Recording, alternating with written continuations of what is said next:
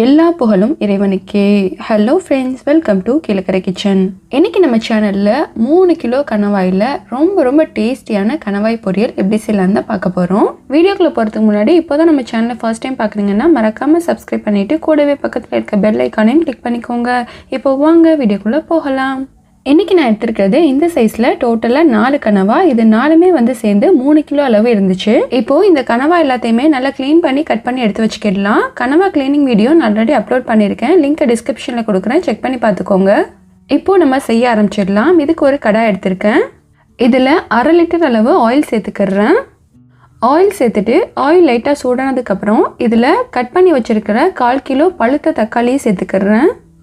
தக்காளியை இந்த மாதிரி குட்டி குட்டியாக கட் பண்ணி சேர்த்திங்கன்னா இது சீக்கிரமே வதங்கிடும். தக்காளி சேர்த்துட்டு ஒரு 2 மினிட்ஸ் வதக்கினதுக்கப்புறம் இதில் 5 டேபிள் ஸ்பூன் இஞ்சி பூண்டு பேஸ்ட் ஆட் பண்ணிக்கிறேன். இன்றைக்கி நான் ஃப்ரெஷ்ஷாக அரைச்சி தான் சேர்த்துருக்கேன். ஸோ இஞ்சி பூண்டு பேஸ்ட்டை எப்படி அரைச்சி ரொம்ப நாளைக்கு ஸ்டோர் பண்ணி வைக்கணும் அப்படின்னு சொல்லிட்டு வீடியோ போட்டிருக்கேன். அதோட லிங்க்கையும் டிஸ்கிரிப்ஷனில் கொடுக்குறேன், பாருங்கள்.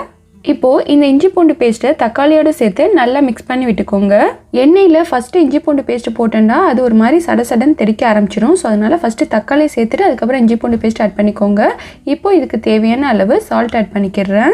நம்ம சேர்த்த இந்த இஞ்சி பூண்டு பேஸ்ட்டோட ரா ஸ்மெல் போய் நல்ல மணம் வந்ததுக்கப்புறம் இதில் நம்ம மசாலாவை ஆட் பண்ணிக்கிடலாம்.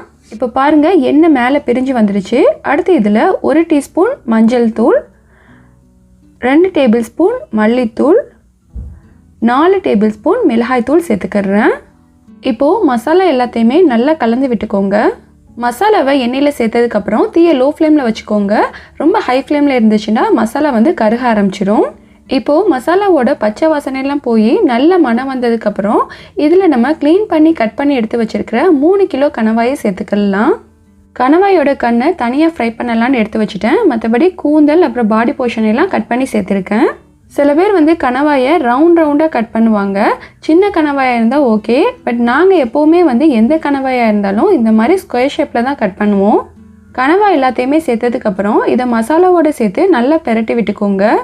இந்த கனவா கீழக்கரையிலேருந்து வந்துச்சு. ஸோ எங்கள் ஊர் கனவா நல்லா இனிச்ச மாதிரி இருக்கும், ரொம்ப டேஸ்ட்டாக இருக்கும். நாங்கள் எப்போ ஊருக்கு போனாலுமோ என்ன வாங்குகிறோமோ இல்லையோ கண்டிப்பாக வரும்போது கனவா வாங்கிட்டு வருவோம். இப்போ இதை மூடி போட்டு குக் பண்ணிக்கிடலாம். இதில் நம்ம தண்ணி எதுவுமே சேர்க்கலை. பாருங்கள் கணவாயிலேருந்து எவ்வளோ தண்ணி வந்திருக்குன்னு சொல்லிட்டு. இந்த தண்ணியிலேயே இது நல்லா வெந்து வந்துடும். இப்போ இதை நல்லா மிக்ஸ் பண்ணி விட்டுக்கோங்க. கணவாயை வச்சு நம்ம சேனலில் நிறைய ரெசிபிஸ் அப்லோட் பண்ணியிருக்கேன், கண்டிப்பாக செக் பண்ணி பாருங்கள்.